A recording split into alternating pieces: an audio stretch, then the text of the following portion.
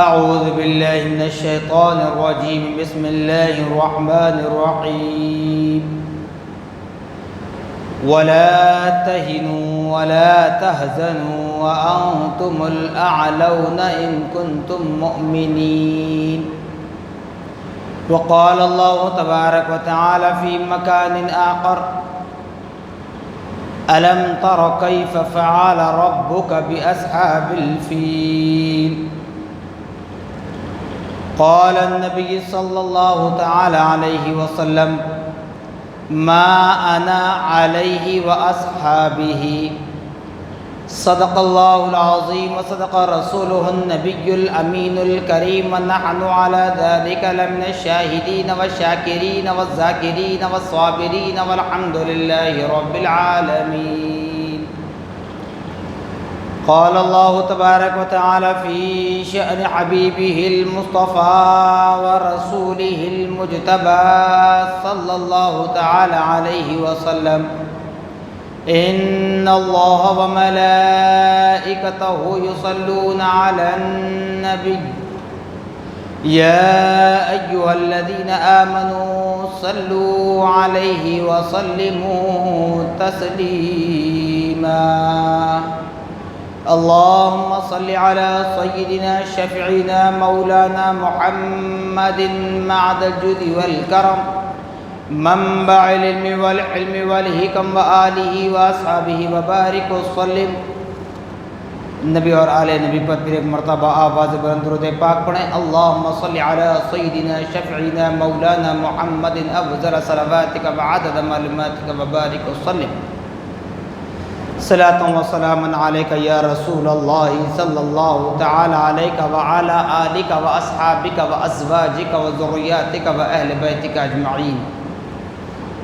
سبحان ربک رب العزة عما یصفون وسلام علی المرسلین والحمد للہ رب العالمین.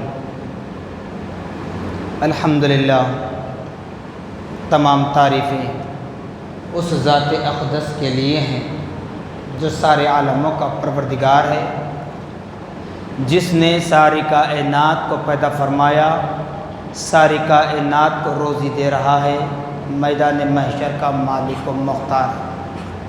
یقیناً اس خدا رب ذوالجلال کا بڑا ہی شکر احسان عظیم ہے کہ اللہ سبحانہ و تعالی نے ہم اور آپ کو اپنے نبی مکرم، رسول محتشم، صاحب لولاک، باعث تخلیق کائنات، فقر موجودات، حضور تاجدار مدینہ حضرت محمد مصطفیٰ احمد مجتبی صلی اللہ تعالی علیہ وسلم کی امت بابرکت میں پیدا ہونے کا اعزاز بخشا. اللہ رب العالمین کا بڑا ہی شکر احسان عظیم ہے کہ رب کعبہ نے ہم اور آپ کو اس فنا ہونے والی دنیا کی زندگی عطا فرمائی. الحمدللہ ثم الحمدللہ، آج تک اور اب تک بھی ہمیں باقاعد حیات رکھا، صحیح سالم رکھا، اہل سنت والجماعت پر قائم رکھا. صاحبو، جیسا کہ قرآن مقدس کی 2 آیت مبارکہ پڑھنے کا اعزاز میں نے حاصل کیا. پہلی آیت مبارکہ یہ بتا رہی ہے: وَلَا تَهِنُوا وَلَا تَحْزَنُوا وَأَنْتُمُ الْأَعْلَوْنَ إِن كُنتُم مُؤْمِنِينَ. خبردار اے لوگو، اے ایمان والو، اے بندگان خدا، ڈرنے کی ضرورت نہیں ہے، خوف کھانے کی ضرورت نہیں ہے، رنجیدہ ہونے کی ضرورت نہیں ہے، اگرچہ کہ تم جانتے ہو کہ میں کامل مومن ہوں. وَأَنْتُمُ الْأَعْلَوْنَ إِن كُنتُم مُؤْمِنِينَ. اگر تم جانتے ہو، اپنی زبان سے یہ اقرار کرتے ہو کہ ہم خدا اس کے رسول کے ماننے والے ہیں، ہم کامل مومن ہیں، کامل مومن بننا چاہتے ہیں، تو پھر ڈر اور خوف، رنجیدہ اور غم زدہ ہونے کی ضرورت نہیں ہے.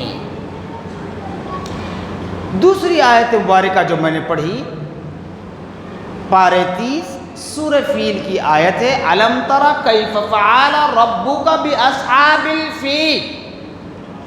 اللہ پاک فرما رہا ہے کہ لوگوں، چاہے زمانہ کوئی ہو، چاہے زمانہ کیسا بھی کروٹ کیوں نہ لے،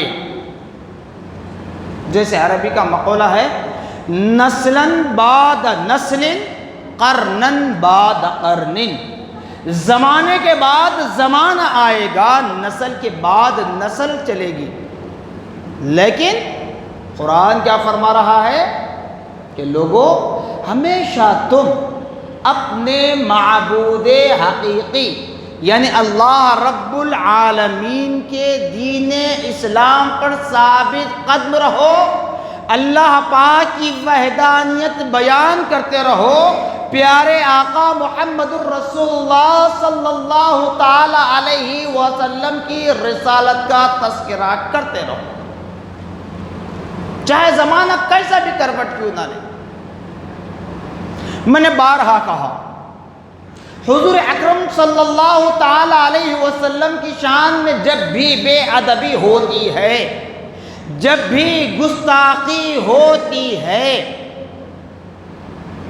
تو یاد رکھ لیں وہ گستاخی کرنے والے جن کا تعلق کسی مذہب سے ہو، کسی کلچر سے ہو، کسی مکتب فکر سے ہو، اس سے ہمیں کوئی سروکار نہیں ہے، جس کی مثال میں نے اس سے پہلے بتلا دی کہ اگر کوئی ہمارے نبی محمد الرسول اللہ صلی اللہ تعالی علیہ وسلم کی ذات مقدسہ پر کیچڑ اچھالنے کی کوشش کرتا ہے، ہمارے نبی کی شان میں بے ادبی کرنا چاہتا ہے، تو ذرا وہ اپنے منہ کو اوپر کرے اور تھوکے۔ وہ تھوک کہاں جا کر گرے گا؟ زمین پر نہیں گرتا، کسی دیوار پر نہیں گرتا، بلکہ خود ہی کے چہرے پر گر سکتا ہے، خود ہی کے سینے پر گر سکتا ہے۔ یہ اس لیے کہہ رہا ہوں، سوشل میڈیا سے ہمارے نوجوان بلکہ آج کی دنیا کا ہر انسان جڑا ہوا ہے۔ سوشل میڈیا پر ایسے میسیجز جب وائرل ہوتے ہیں، میں بارہا کہتا ہوں کہ ایسے میسیجز کو آپ وائرل نہ کریں، بلکہ اس کا رد کرنے کے لیے آپ کو کسی چوراہے پر جا کر احتجاج کرنا نہیں ہے، اس کا رد کرنے کے لیے اس کے خلاف نعرہ لگانا نہیں ہے، کیونکہ ہمارے خدا، ہمارے رسول، ہمارا قرآن، ہمارا دین اسلام کبھی یہ تعلیم نہیں دیتا کہ جو خدا اور اس کے رسول کے منکرین ہیں ان کے مذہب کو، ان کے کلچر کو، ان کے مکتب کو تم برا بھلا کہو۔ کبھی یہ اسلام تعلیم نہیں دیتا، کبھی یہ قرآن ہمیں تعلیم نہیں دیتا، جس کی وجہ یہ ہے کہ آج نہیں روز اول سے چلتا ہوا آیا۔ میں نے بارہا جو کہا کہ قرآن پاک ہم پڑھتے ہیں، جب بھی پڑھتے ہیں، جیسے بھی پڑھتے ہیں، مگر قرآن کو صرف عربی ٹیکسٹ کے اعتبار سے ہم پڑھتے ہیں۔ تو عربی ٹیکسٹ کے اعتبار سے آپ قرآن مت پڑھیے، قرآن کو پڑھ کر سمجھنے کی کوشش کیجیے، قرآن کیا کہہ رہا ہے، کیونکہ قرآن اللہ کے جتنے کلام، جتنے صحیفے نازل ہوئے، ان تمام کا سردار بن کر نازل ہوا قرآن۔ قرآن میں روز اول سے لے کر روز اخیر تک، بلکہ میدان محشر کا بھی ذکر ہے، بس سمجھنے کی ضرورت ہے۔ یہ گستاخیاں خود ہمارے نبی کے دین حیات میں، ظاہری حیات طیبہ میں، خود نبی کے سامنے ہوئی، نبی کو برا بھلا کہا گیا، نبی کو پتھر برسائے گئے، نبی کو جادوگر کہا گیا، نبی ماننے کے لیے تیار نہیں تھے۔ کیوں؟ ہمارے نبی نے کیا کیا؟ 40 سال تک صرف قولوا لا الہ الا اللہ کہا، صرف 40 سال تک قولوا لا الہ الا اللہ کہ لوگوں لا الہ الا اللہ کہو کہ اللہ ایک ہے، اس کے سوا کوئی معبود نہیں ہے۔ 40 سال تک اپنا لوہا منوایا۔ بلکہ اگر پچھلی ہسٹری آپ دیکھیں گے، حضرت عابدن نے بھی یہی کہا، حضرت نوح نے بھی یہی کہا، حضرت ابراہیم نے بھی کہا، حضرت اسماعیل نے کہا، حضرت موسیٰ نے کہا، حضرت عیسیٰ نے کہا، الغرض تمام انبیاء و رسول اجمعین نے قولوا لا الہ الا اللہ کے ساتھ محمد الرسول اللہ کا پرچم لہراتے رہے۔ لیکن جب ان نادانوں کے سامنے احکام اسلام بیان ہوئے تو تکلیف ہونے لگی۔ جب لا الہ الا اللہ کا پرچم لہرایا جا رہا تھا، کہا جا رہا تھا کہ قولوا لا الہ الا اللہ، کہو لا الہ الا اللہ، ماننے کے لیے تیار ہو گئے۔ جب لا الہ الا اللہ کے بعد اللہ پاک نے اس کلمے کو مکمل کیا، ایمان کو مکمل کیا، ایمان کی حرارت کو مکمل کیا محمد الرسول اللہ کے ذریعے، جب محمد الرسول اللہ کا نام آ گیا تو سینوں پر سانپ لوٹنا شروع ہو گئے، وہاں سے تنقیریں شروع ہو گئیں۔ نبی سے کہا گیا کہ تم جادوگر ہو، تم نجومی ہو، تم ستاروں پر کھیلنے والے ہو۔ یاد رکھو میرے نبی نے ان نادانوں کو کچھ جواب نہیں دیا، بلکہ صرف اپنے نبوت والے چہرے کو آسمان کی طرف اٹھایا۔ میرا رب جانتا ہے جب نبی آسمان کی طرف اپنی نگاہیں کر لیتے ہیں، نبوت والے چہرے کو اٹھا لیتے ہیں، خدا جانتا ہے کہ اب دشمنوں کا جواب دینا ہے۔ تب اللہ نے میرے پیارے آقا محمد الرسول اللہ صلی اللہ علیہ وسلم پر وحی نازل فرمائی، قل انما انا بشر مثلکم یوحی الی۔ اے نبی مایوس ہونے کی ضرورت نہیں ہے، ان نادانوں سے کہیے، ان نادانوں سے کہیے میں کوئی جادوگر نہیں ہوں، میں کوئی نجومی نہیں ہوں، ستاروں پر کھیلنے والا نہیں ہوں، بلکہ میں بھی تم جیسا بندہ ہوں، لیکن ایسا بندہ کہ مجھ پر خدا کی جانب سے وحی نازل ہوتی ہے۔ تبھی تو سینہ ٹھوک کر ہم کہتے ہیں، برجستہ ہمیشہ میں کہتا ہوں کہ پیارے آقا محمد الرسول اللہ صلی اللہ علیہ وسلم کی برابری کرنے والوں، چاہے تمہارا تعلق کسی مکتب فکر سے ہو، تمہارا تعلق کسی کلچر سے ہو، تمہارا تعلق کسی مذہب سے ہو، بتاؤ میرے نبی کی ذات تو اپنی جگہ ہے، میرے نبی کے ناخن کی برابری تو کر کے بتا دو۔ ارے زمین سے پوچھو، زمین کہے گی اللہ نے مجھے پیدا کیا ہے نبی محمد الرسول اللہ کے صدقے۔ آسمان سے پوچھو، آسمان چیخ کر کہے گا کہ مجھے اللہ نے نبی محمد الرسول اللہ کے صدقے پیدا کیا ہے۔ اسی لیے ہم کسی چاند و سورج کی پرستش نہیں کرتے، ہم کسی درخت کی پرستش نہیں کرتے، ہم کبھی کسی وقت چاہے موسم کیسا بھی کیوں نہ ہو نہ درخت کی پرستش کرتے ہیں نہ پانی کی پرستش کرتے ہیں، ہم پرستش کرتے ہیں، ہم مانتے ہیں، ہم سجدہ کرتے ہیں، ہم مانگتے ہیں تو خدا سے اور نبی کے وسیلے سے۔ ہم اہل سنت والجماعت۔ آج نعرہ لگاتے ہو، اس لیے کہتا ہوں بالخصوص نوجوانوں سے، یہ نعرے صرف ہمارے جذبات کو مجروح کرنے کے لیے لگائے جاتے ہیں، ہمیں بھڑکانے کے لیے نعرے لگائے جاتے ہیں، ہمیں تعیش دلانے کے لیے نعرے لگائے جاتے ہیں۔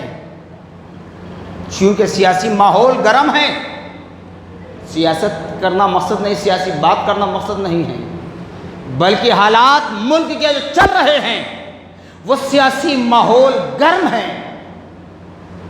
نعرہ لگا رہے ہیں نادان، ہمارے نبی کے والد کے نام کی جگہ کوئی اور نام لگا کر، ارے نادانوں، جس کا نام تم میرے نبی کے والد سے تشبیہ دیتے ہو، جا کے اسی بھگوان سے پوچھ لینا کہ تم کس کے صدقے پیدا ہوئے، کائنات کس کے صدقے بنائی گئی۔ ارے ساری زمین و آسمان، سارے در و دیوار، یہ پتھر، یہ مٹی، یہ آگ، یہ دیوار، یہ درخت، یہ سمندر، یہ پہاڑ کس کے صدقے بنائے گئے؟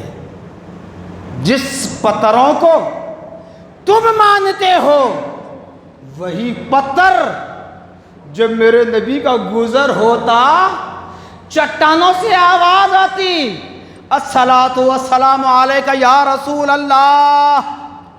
صحابہ پریشان ہوتے ہیں، صحابہ ادھر ادھر دیکھتے، رائٹ دیکھتے، لیفٹ دیکھتے، اپوزٹ دیکھتے، بیک دیکھتے، کوئی نظر نہیں آتا، لیکن کانوں میں صدا آ رہی ہے، الصلاۃ والسلام علیک یا رسول اللہ، الصلاۃ والسلام علیک یا حبیب اللہ، الصلاۃ والسلام علیک یا نبی اللہ، الصلاۃ والسلام علیک یا نور اللہ۔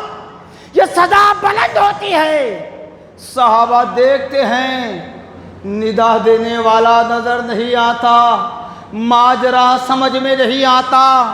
جب نبی سے پوچھتے ہیں، یا رسول اللہ آپ پر درود و سلام کی ندا تو آ رہی ہے لیکن ندا دینے والا نظر نہیں آتا، تو میرے پیارے آقا صلی اللہ علیہ وسلم فرماتے ہیں، جیسے کہ حضرت شیخ الاسلام بانی جامع نظامیہ تحریر فرماتے ہیں کہ اللہ نے نبی محمد الرسول اللہ صلی اللہ تعالی علیہ وسلم کو ایسے مبعوث کیا، ایسا اپنا محبوب بنا کر پیدا کیا جن کو دنیا کی ہر وہ شے جانتی ہے، ہر وہ چیز جانتی ہے جو میرے نبی کی ظاہری ولادت سعادت سے پہلے تھی اور نبی کے ظاہری انتقال کے بعد بھی جو چیزیں ایجاد ہوں گی تمام کی تمام میرے نبی کی زندگی کو جانتی ہے، میرے نبی کی ذات کو جانتی ہے۔ تو نبی نے بتلایا، پہاڑ کی چٹانوں کی طرف دیکھو، وہاں سے آواز آ رہی ہے، وہ پتھر مجھ پر درود و سلام پڑھ رہے ہیں۔ جس پتھر کو تم مانتے ہو نا، یہ نعرہ دیتے ہو کہ نبی کے والد ان ہیں، ارے ان سے پوچھ، ان سے پوچھ کہ نبی کون ہے۔ کیوں؟ ایسے ہی نہیں کہہ رہا ہوں، بلکہ یہ بھی بات بتا دوں، جس وقت ابو جہل نے پیارے آقا محمد الرسول اللہ صلی اللہ علیہ وسلم کے سامنے آیا، اپنی ناپاک مٹھی میں کنکریاں لے کر کہنے لگا، اے محمد ابن عبداللہ، اس گستاخ کے الفاظ بتا رہا ہوں، اے محمد ابن عبداللہ، میرے ہاتھ میں کیا ہے آپ بتاؤ۔ میرے نبی نے دھتکارا نہیں، اس کو ذلیل و خوار نہیں کیا، اس کو رسوا نہیں کیا، بلکہ کہا، اے نادان، تیری مٹھی میں کیا ہے، میں بتاؤں یا پھر تیری مٹھی میں جو چیز ہے اس سے کہلواؤں کہ میں کون ہوں۔ ابو جہل ایک دم سے سانس رو کر بیٹھ گیا، مٹھی آگے بڑھایا، نبی نے مٹھی نہیں کھولی۔ کیوں؟ میرے رب نے میرے نبی کو ایسا علم غیب عطا فرمایا تھا۔ نبی نے کہا کہ اے ابو جہل کی چنگل میں رہنے والی چیز، تو ہی بتا دے میں کون ہوں۔ تو کیا ہوا؟ ان کنکریوں سے آواز آنے لگی، لا الہ الا اللہ محمد الرسول اللہ۔ کنکریوں سے آواز آئی، لا الہ الا اللہ محمد الرسول اللہ۔ تو ابو جہل نے کیا کیا؟ ان کنکریوں کو نبی کے قدموں میں پھینک کر چلا گیا۔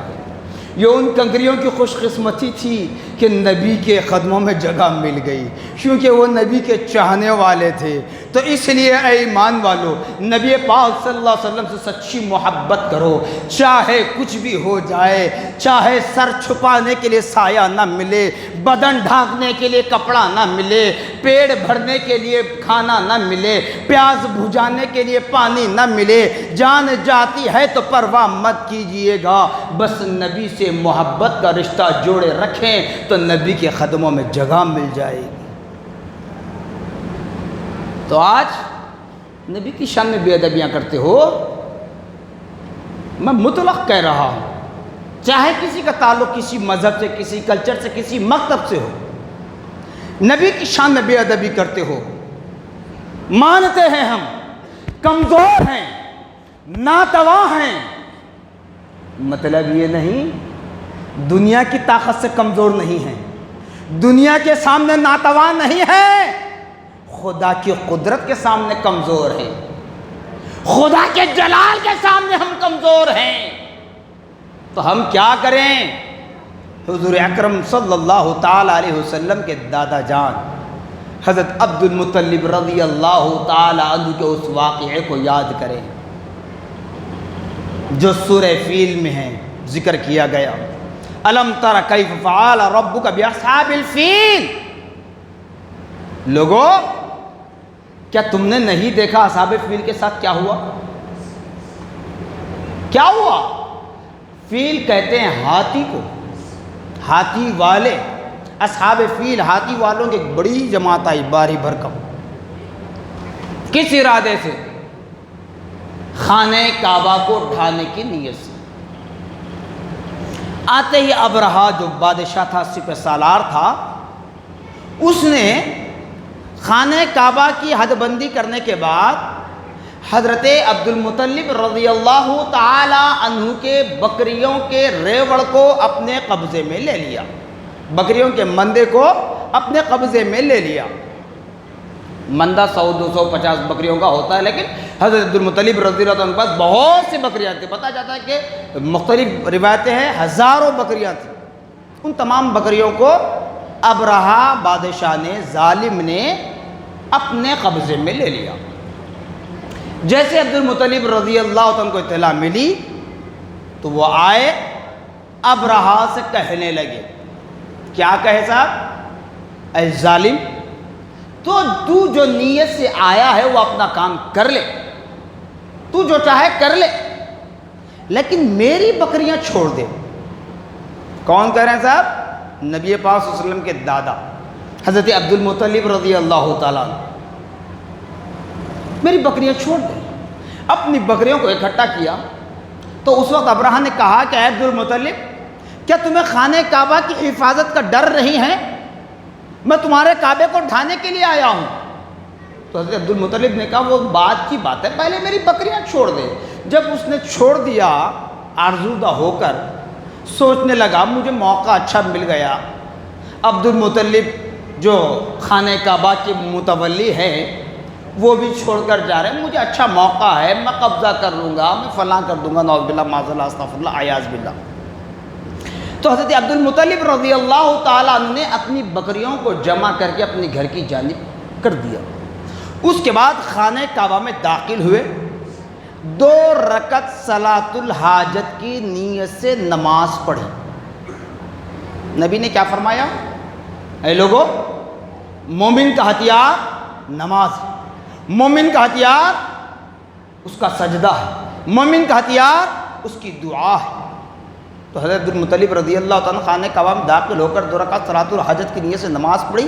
پڑھنے کے بعد اللہ رب العالمین کی بارگاہ میں عرض گزار ہوئے دعا کرنے لگے، الہ العالمین، مجھ میں اتنی طاقت نہیں ہے کہ اس دشمن کا مقابلہ کر سکوں۔ ایک فوج لے کر آیا ہے، ہاتھیوں کی ایک فوج لے کر آیا ہے، پورے ساز و سامان کے ساتھ، میں مقابلہ نہیں کر سکتا، الہ العالمین تو اس کا مقابلہ کر، تو اس کا انتقام لے، بدلہ لے لے۔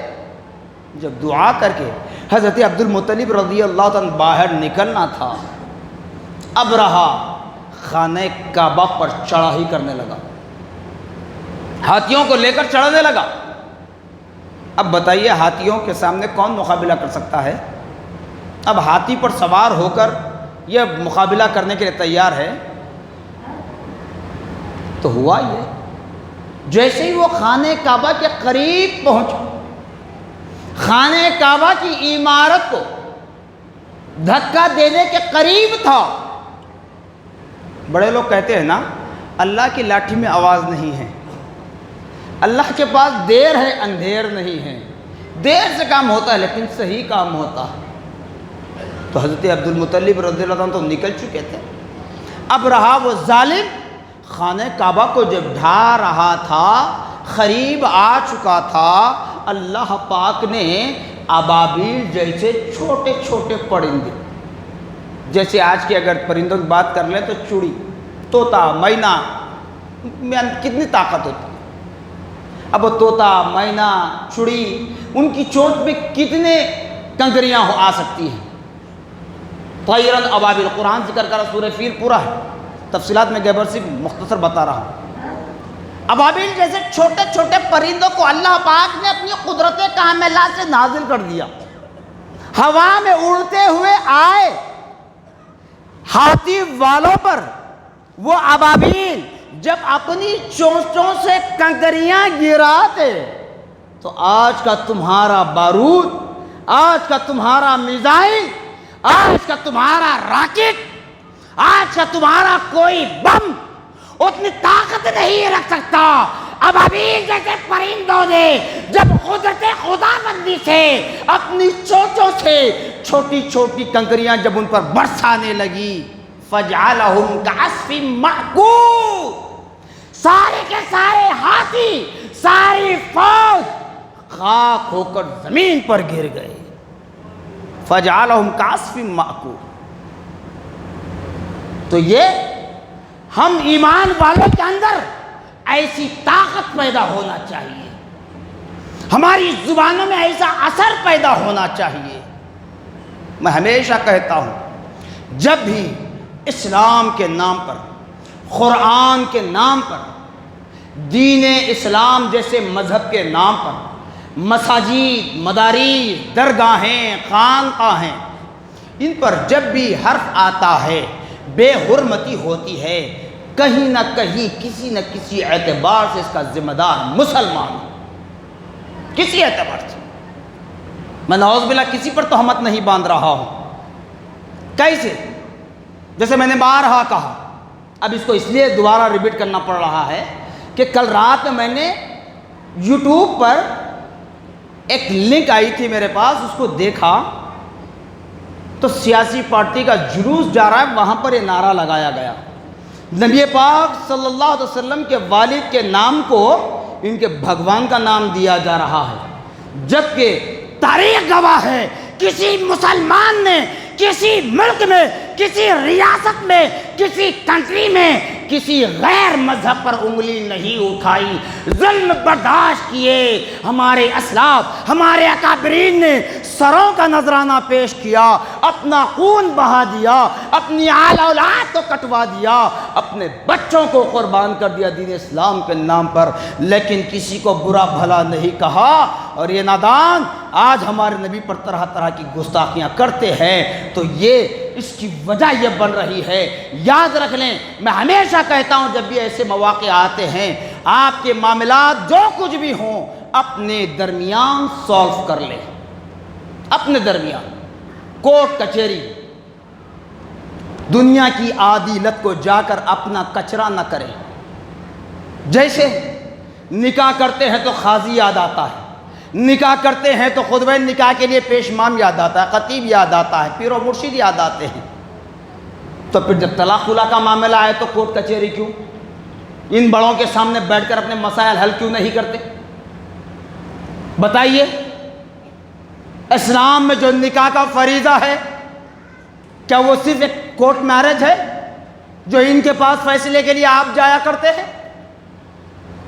ارے آپسی اختلافات کو آپس میں ہی ختم کرو، ان کے سامنے جا کر اپنے مذہب کا کچرا نہ کرو جس کی وجہ سے انہیں جگہ مل رہی ہے۔